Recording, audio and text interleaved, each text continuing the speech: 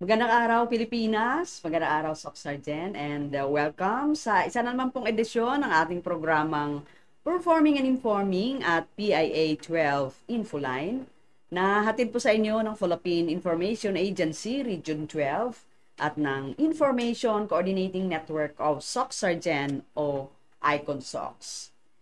Sa ngalan po ng aming regional head, Brian E. Opkilan, and ng aking partner sa technical side na si Oliveros Rivera, ako po si Aida de la Cruz Agad at samahan ninyo kaming alamin ang mga latest development programs, projects, and activities ng ating pamahalaan dito po sa ating rehiyon, ang Soc-Sargent Region. Mapapakinggan tayo sa ating mga partner radio stations and of course, mapapanood din sa Facebook, sa YouTube, and Spotify. And today, mapalad tayo, we have with us the Regional Communications Officer po ng Social Security System, Mindanao South 2 Cluster. We have with us Sir Noel Nacion. Sir Noel, bumati naman po muna kayo sa ating mga listeners and viewers. Buntag, magandang araw po sa lahat ng nakikinig at nanonood sa programa natin. Sana po'y nasa mabuting kalagayan po tayo at sana po'y maganda ang araw natin. Okay, thank you very much Sir Noel at pinaunlakan nyo ang aming imbitasyon na maging guest dito po sa ating programang Performing and Informing at PIA 12 Infoline.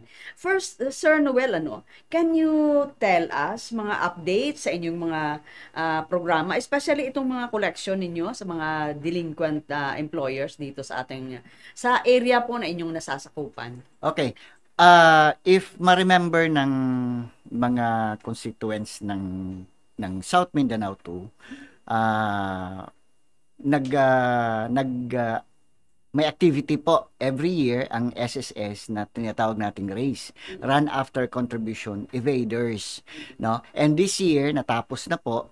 And I hope, ewan ko kung meron pa ba or may kasunod pa this year, pero mag-abang-abang lang sila. And this is to intensify the collection. Kasi Ma'am Aida, marami pa pong delinquent employers dito sa South Mindanao 2. And kailangan po ang contribution ng mga empleyado. Kasi pag walang hindi nakapaghulog ang mga employers, maapektuhan yung social protection o di kaya benepisyong dapat maklaim ng empleyado, no? Especially itong mga maliliit na mga kumpanya na kuminsan nakaligtaan nila magbayad, no? And isa sa gina-consider ng SSS is itong dumaan na pandemic, no? Pero ito ngayon kahit may pandemic may empleyado sila, so dapat silang magbayad ng contribution ng kanilang mga empleyado. So isa po ang hindi po nahinto yan, pero isa po yan sa gustong ma-achieve ng SSS na lahat po ng employer at lahat ng empleyado nila ma-report sa SSS at mahulog yung marimit yung contribution ng bawat empleyado. Sakto at kompleto. Sakto meaning kung ano yung sahod, kasi ang basis ng contribution ng empleyado is sahod nila, no? Gross income, no? May mga employers kasi ma'am na halimbawa nasa 9,000, 10,000 yung sahod ng empleyado nila, yung basis ng remittance nila is mas mababa. So ang benepisyong nakukuha ng mga empleyado is mas mababa, no? Maapektuhan especially pagdating ng retirement benefit, yung sa mga babae, yung maternity benefit, oo. Although tumaas yung yung benepisyo ng maternity, pero pag maliit ang contribution, maliit lang din ang increase ng benepisyo nila. So ganun pa rin araw-araw ang mga account officer natin is collect pa rin, no? And doon po sa na-raise na and hindi nagbayad, Ma'am Aida, nakasuhan na po, no? Kung maalala ko, last year 2022, only 70 to 80% ang nag-comply sa napuntahan natin na 90 plus. And yung iba, nakasuhan na po. No? And I believe meron dito sa Coronadal City na nakasuhan na, may Kidapawan, may Jensan, no? May marami na po tayong nakasuhan and para makapag-remit sila. Kasi kawawa yung mga empleyado ng ano Ma'am Aida kung walang contribution, no? Hindi may report kasi paano kung magkasakit, paano kung ma-disable, paano kung kailangan nila ng pera para mamaya ma-discuss natin yung educational loan. Paano kung walang pang-tuition, no? So makakatulong kasi ang SSS sa pag-aaral ng kanilang mga anak. So paano kung wala, no? So dapat bayaran ng mga employers ang kanilang contribution ng kanilang mga empleyado. So mga ilang mga establishments na po yung na-file ng kaso and then may mga convictions na ba? Oh, meron ma'am, no? Yung na-convict may na ano na nga may nakulong na nga no. And yung iba nakapag piyansa, pero ganun pa rin, nagbayad pa rin ng kanilang ng contribution ng SSS. Yung iba naman nasa fiscal pa lang, nagsettle na sila, no? So ganun din naman ma'am, magsisettle din naman. So, bakit pa nila pinapaabot na kasuhan sila? So, sa last year, may pumunta ng sa Jensen, sa legal office natin at nagsettle na sila doon kung paano ang settlement. Kasi, ang maalala ko may taga Coronadal doon na pumunta kasi nakasuhan nga. Ang ano niya is non-reporting and non-remittance. Oo, kawawa yung empleyado kasi may namatay dun. So, bayaran nila yung damages ng empleyado at saka yung contribution. So ano bang proseso? Mag-issue ba kayo ng notice na kayo delinquent kayo? Ilang notices ba ang dapat nila bago natin sila masabi talaga na sila nakabilong doon sa mga delinquent? Yes. Ma'am, ang employer mismo alam nila na hindi sila nakapagbayad. Okay. No? Ako mismo alam ko yan kasi binabayaran ko ang contribution ng kasambahay ko. And pag isang buwan na ako hindi nakapagbayad ng contribution niya, ako mismo alam ko may gap ako isang buwan. So, dapat kong bayaran. Pangalawa, yung mga account officers natin, bisita yan, no? Every day may yan sila na ilang billing letters ang isi-serve nila sa mga employers, no? So, araw-araw yan, no? After billing letter, after 15 to 30 days na walang compliance, kukunin na yan ng legal office natin and ang legal office ang mag-serve ng final demand. Then, after ng final demand, 10 to 15 days, kung wala pa rin, isasubmit na yan doon sa korte. So, ang dito sa atin is nasa Jensen. Ang dito naman sa ang sa Jensen, of course, ng Hall of Justice doon, kung saan ang pwedeng i-file ang case. So, yung pagsasagawa po ba ninyo ng race, surprise ba ito? Yes, ma'am. Surprise yan, no? Ang nakakaalam lang yan ng mga employers na bibisitahan is ang management. And ang alam lang ng branch kung ano is saan. Then halimbawa may ibibigay na ito yung 30 employers na delinquent o 40 employers na delinquent. Pipilian niya ng management and then hindi alam ng account officer kung kanino ang bibisitahan. So malalaman na lang nila days before, no? And if maalala mo ma'am, hindi kami nag-i-invite ng media days, so kayong yung malapit na at hindi namin sinasabi kung sinong mga employers kasi paano kung mag-leak ang information na sa halimbawa ito sa employer A bibisitahan, di kung pagpunta namin sarado. So dapat surprise 'yun, no? Dapat surprise ang ano, and even the empleyado ng SSS, lahat ng empleyado walang alam except the manager, the branch manager, ng team head, and also the account officer involved. Yun lang ang nakakaalam kung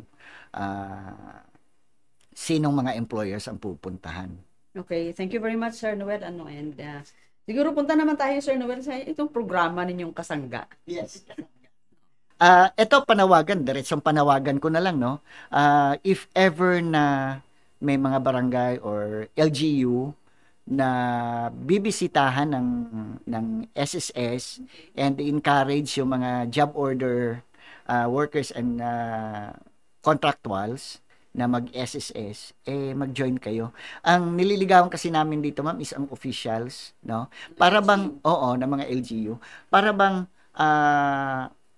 CAP or sa barangay, CAP, i-SS natin or ipa-member natin sa SSS yung mga empleyado mo na walang social protection. So yung kasangga, ma'am, is parang door na ina-allow ng officials na mag-member ang empleyado nila, no? Kung hindi papayag ang barangay officials, hindi rin makapag-member na or hindi madidakan o walang deduction kasi itong kasangga, ma'am, is i-deduct sa sahod nila yung SSS contribution nila. So instead of each pupunta sa opisina para magbayad kung isahan na lang. Yung para bang halimbawa tayo, ma'am, sige, tayo, ipadidak natin yung contribution natin sa SSS. Parang ganon. Kasi kawawa yung mga job orders natin at contractual employees pag walang social protection. Kasi, alam naman natin na walang GSIS member, no, hindi GSIS member ang mga empleyado ng mga barangay. So, wala silang social protection.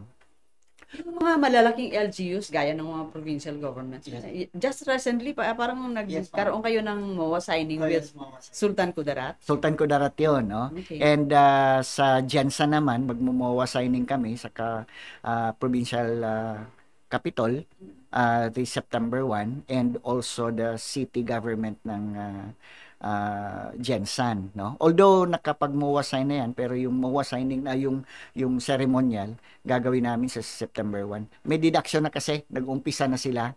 So ceremonial namin this September 1. And masaya ang mga empleyado kasi hindi na sila yung pupunta pa sila sa SSS or paano magbayad. Etong kasangga kasi is isang form na isang way na sige, i-deduct mo na lang. Mas maganda kasi kung i-deduct na lang sa sahod kasi wala nang iisipin na paano yung budget natin sa SSS. Will it be possible, sir, na isu-shoulder ng LGU, ng barangay ba kaya, yung magkakaroon sila ng counterpart doon sa contribution ng employee? Sa MOA, Ma'am Aida, nakalagay doon na self-employed. Pero kung if ever na as additional benefit ng empleyado, sasabihin ng office ng LGU na sige 50-50 tayo. Out ang SSS doon kasi benepisyo naman na binibigay yan sa mga empleyado, no? Kasi kung permanent employee, may mandatory yung GSIS, di ba? May counterpart ang employer doon, ang LGU. Paano kung kung sasabihin ng sige 50-50 tayo. And I believe, ma'am, may isang barangay doon sa Jensen na that time 330 o 360 yung contribution, ang barangay na ang nagbayad. So out ang SSS doon, ang gusto lang ng SSS is magiging member ang mga empleyado nila. Kasi kawawa nga, makita natin kung ito, ma'am, totoo to. May isang barangay na nabisitahan ko 8-9 years ago na umayaw ang mga official. Hindi sila sa SSS. Sold out sa SSS, no? And binalikan ko this year, ang sabi ng secretary or empleyado nila, sabi niya, "Sir, kung pumayag ang official noon, sana nagpe-pension na ako ngayon." So, since hindi pumayag at hindi rin siya nagkusang loob na magpatuloy ng SSS niya, edi wala siyang pension sa ngayon. Pero mas sa kanya kasi mas okay sana kung salary deduction. Diba? Kung salary deduction kasi pag deducted na yan, sigurado na and out na sa budget ko, parang yung budget ko out ko na yan yung ano. So at may isa din ma'am, ito magandang pumayag yung kapitan late last year, and then nitong April lang yung isang empleyado niya nakapag-claim na ng maternity benefit dahil pumayag at may deduction sila at nakapag-contribute naman yung empleyado nila. So nung April nakapag-claim na. So may iba-ibang testimony kasi ma'am, iba-ibang story. Kung ayaw pumayag, nung pumayag, nakapag-claim ng benepisyo. So far, sir, ilang mga LGUs na ba o ng mga barangay government ang nakipag-partner na sa SSS dito sa Kasangga? Sa ano ko ma'am, sa latest data ko, nasa 30 na I mean, South Mindanao nasa 30 na. And sa Jensen, ang Jensen kasi monitored ko, since January nitong taon, 2023, nasa 12 o 13 since January. 13 na mga LGUs. Sir, punta naman po tayo sa loan window program ng SSS. May mga proseso ba paano pa yung sabi natin sa tulong sa mga empleyado na nagkaroon ng utang sa SSS. Yes. Yan ang gusto kong ipaabot sa mga members natin na may utang and alam nilang may utang sila sa SSS at hindi nila nabayaran. Ito good news kasi may condonation po tayo.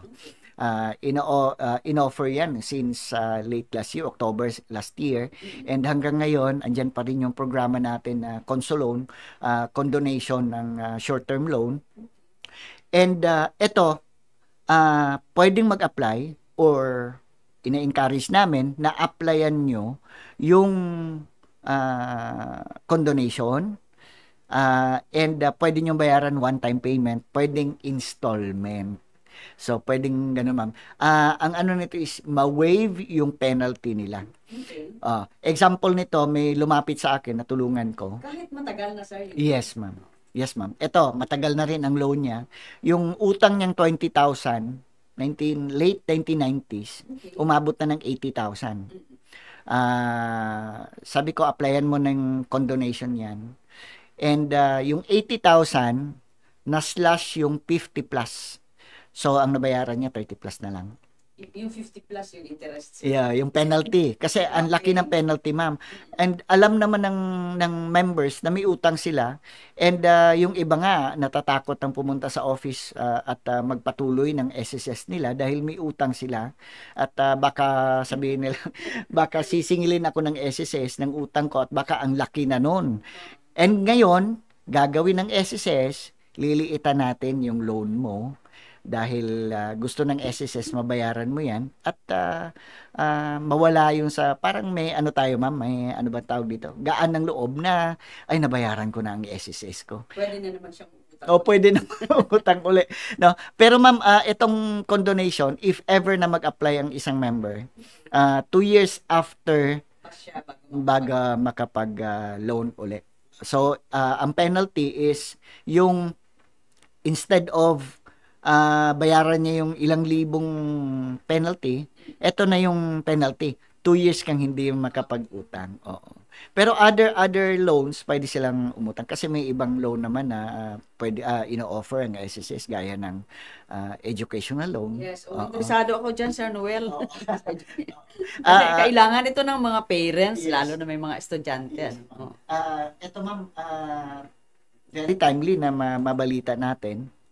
kasi pasok ka na naman, no? Enrollment na naman. Yes. And ino-offer ng SSS itong educational loan para bang sinasabing study now, pay later. No? Kasi ang payment nito is 18 months after graduation.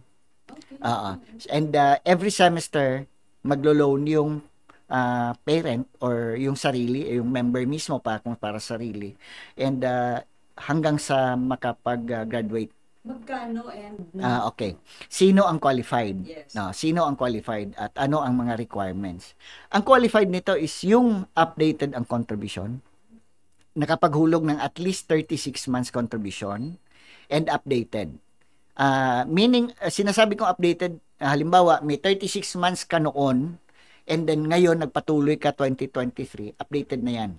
No? O halimbawa, latest quarter, April, May, June, nakapaghulog ka, updated na yan kahit luma na yung iba mo. Ibig sabihin, sa ngayon, naghuhulog ka. Yan ang updated. And kung may salary loan siya, dapat updated ang pagbayad. No, updated meaning last month, kung ngayon ka mag-loan, last month nabayaran o na-post yung payment mo sa utang mo. Hindi ibig sabihin na bayaran mo in full, kundi updated ang monthly payment. No? Isang requirement is ang statement of account ng school. At yung application form dapat may i-certify kasi doon ang school. So pipirapat at pipirmahan 'yon ng school. And dapat may SS number ang paaralin, ang tinatawag kong beneficiary. Sino ba ang pwedeng paaralin? Ang sarili. Halimbawa, kasi marami na ngayon, ma'am, ang SS member pero nag-aaral. No? Kasi sa ngayon, college student, working student na, no? Yes. Nagtatrabaho and then at the same time, nag-aaral. Ang sarili. Kung single, pwedeng ang kapatid. Okay. Pag may asawa na, pwedeng ang sarili, pwedeng ang legal spouse. Legal spouse. At pwede ang anak na college. No. May nagtanong sa akin yan, pwede bang dalawang anak ko ang applyin ko ng educational loan? Hindi po pwede. One beneficiary at a time lang tayo. And kailan ba uli pwedeng mag-apply ng loan? Educational loan. Pag na fully pay na yung una mong first na educational loan mo. So ang ginagawa ng iba as advised, kung ang mag-asawa is both SS member, pwede silang mag-apply both. So, isang anak si father, isang anak si ano. And then pag nag-graduate na, pwede namang halimbawa nagbabayad pa kasi 18 months after graduation and 5 years to pay yan. So, halimbawa yung nag-graduate na, pwede niyang paaralin yung kapatid niya kung SS member na siya. So, yung loan proceeds, sir, saan mapupunta? Doon sa school? Sa school. Lahat sa school. Ang check-in yan, ma'am, is nakapangalan sa school. Hindi yan mapupunta sa borrower o sa member. Kasi baka hindi mapunta sa school. 50% lang muna ang ibayad natin. Ito, pang allowance. Hindi. Kaya nga, may mag-certify ang employer kasi una, i-certify niya na talagang estudyante doon yung beneficiary niya. Pangalawa, para alam ng school na kahit hindi makapagbayad ng halimbawa first tuition ng i-allow nila yung estudyante na mag-take ng exam or kung ano man kasi may inaantay na loan yung parent or kung sino man na magbabayad sa kanila. And every semester, mag-a-apply ang borrower.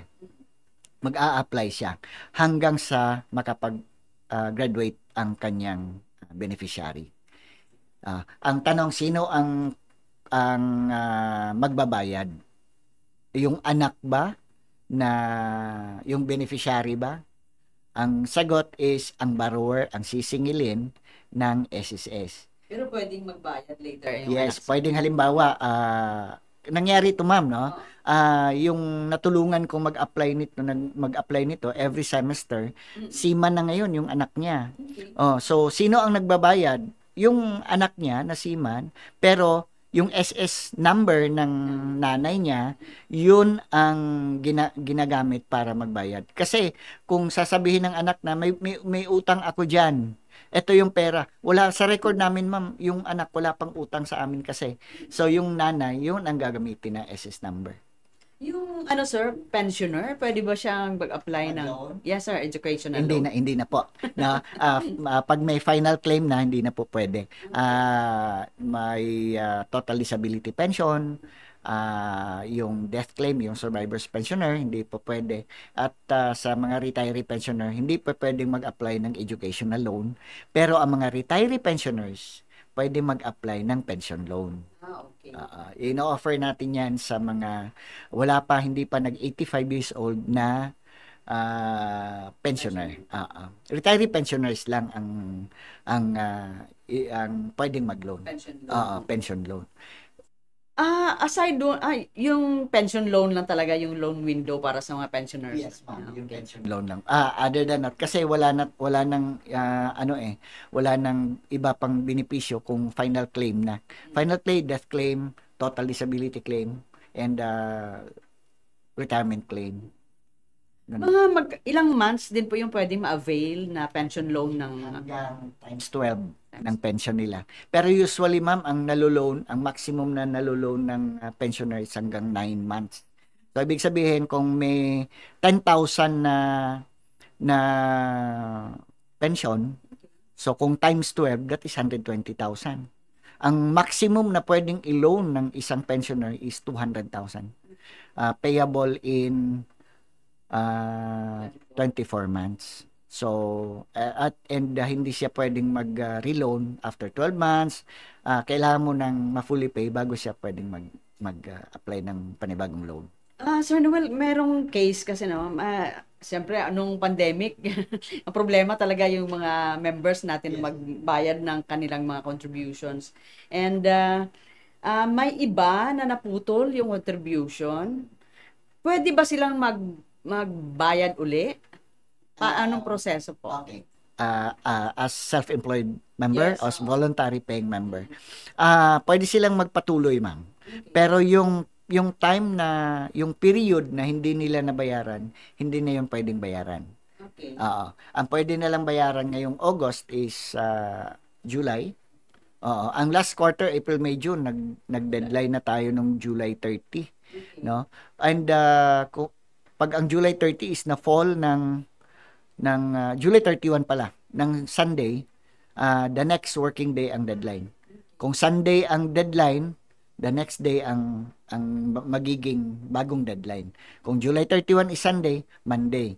Kung ang July 31 na fall ng Saturday, sa 2 ang deadline na. So yan ang ano. Pero ina-encourage namin yung mga self-employed at voluntary paying member, wag natin antayin na mag-deadline sa tayo magbabayad, no? Pero kung ganun man kasi yun nga ang sahod natin nasa katapusan, di ba? Yeah.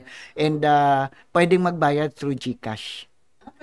Pwede magbayad through GCash, no? And mag-generate lang ng PRN, and then kahit nasa bahay po kayo, kahit gabi na, naalala nyo, may SSS pa pala akong babayaran, may contribution. Pwede po tayo magbayad through GCash, through Maya, or PayMaya ang tawag noon. Pwedeng sa credit card. Ang ano lang sa credit card, ma'am, is may charge ata na parang 50, 49. Paano proseso nito, Sir Noel, para mag-start ng pagbabayad through GCash? Okay. Kailangan po, ngayon po, i-open ko sana ang topic na to. Pero siguro, as detalye, pwede akong babalik dito, no? Yes, Itong online transaction sa SSS. Kailangan lahat ng members registered na po sa my.sss. Para bang Facebook? Kahit SSS. Parang Facebook, ma'am, na kahit nga ang 5, 6, 7 years old na anak nire-register na sa Facebook. Ito, lahat ng member dapat may registered na sa my.sss, no? Dapat may user ID, may password. Kasi hindi na po kailangan pumunta ng opisina para mag-check ng record, Yes. mag-check ng contribution, ng loan payment, mag-loan, mag-apply ng loan, tawag dito, magbayad ng contribution nila, magbayad ng loan nila. Pwedeng doon na, no? And marami na po nakapag-testify, ma'am, na makapag-testify na ang dali pong mag-apply ng benepisyo pag online, Okay. no? Example lang ng loan, no? Outright rejection kasi and outright approval ang loan, no? And ang retirement benefit naman, walang requirement. Walang documentary requirement, no? Pag sa office kasi noon, kailangan mag-submit ka ng birth certificate, Yes. mag-submit ka ng tawag dito, marriage contract, ng birth certificate ng mga anak mo, mag-submit ka ng certification galing sa city or sa barangay na wala kang business. Ito, pag qualified ka, pwede ka mag-apply online. Wala, yes, no lang, click lang, and then antayin mo na, after 2 days, approve na yan, and then within 7 days, papasok na sa bank account yung kaysa kung pupunta ng opisina, pipila ka, aantayin mo pa anong araw ka pwedeng pumasok sa opisina, and then pabalik-balik kasi kulang yung requirement. Ito sa online na pag-apply. Oo. Sir Noel, ang sarap pa sana ng usapan natin. But we welcome you kung sakaling Sige meron po. pa tayong second round na Sige discussion. Salamat ako, ma'am. Nung una is Zoom ata tayo, Yes, no? oo. Ngayon nandito na ako. And since iniikot ko ang buong South Mindanao 2, baka mapadalas ako dito. Unless meron pa kayong final words, announcements, Sir Noel? See you soon. Okay. Salamat sa PIA. Salamat kay Ma'am Aida. Salamat sa regional head nyo. And yan ay in behalf sa branch manager namin at sa Vice President ng Mindanao South 2. Thank you very much po sa ating guest today, si Sir Noel Nacion, ang Regional Communications Officer po ng Social Security System sa Mindanao South 2 Cluster. Okay. Thank you, sir. Yes, salamat. Okay.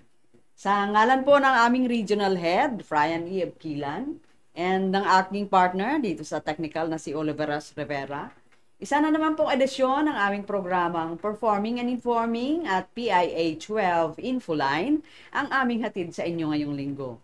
Marami pong salamat sa inyong pakikinig hanggang sa susunod na linggo po. Muli po, ako po si Aida de la Cruz Agad. Magandang araw, Soc Sergeant.